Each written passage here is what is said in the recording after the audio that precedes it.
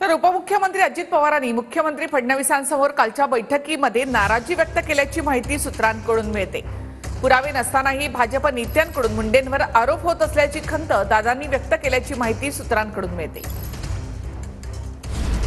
सुरेश धसांचा मुंडेंच्या राजीनाम्यासाठी दबाव, दादांची फडणवीसांसमोर नाराजी, सूत्र। अजित पवारांनी देवेंद्र फडणवीसांसमोर कालच्या बैठकीत नाराजी व्यक्त केल्याची सूत्रांची माहिती आहे।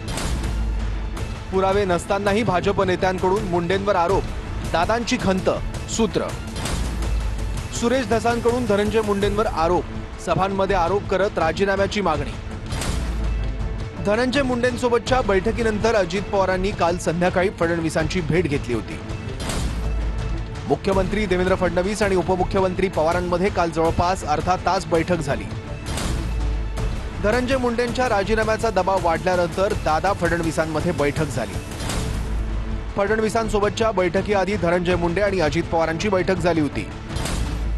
उपमुख्यमंत्री अजित पवारांसोबत मंत्री धनंजय मुंडेंची तासभर बैठक झाली।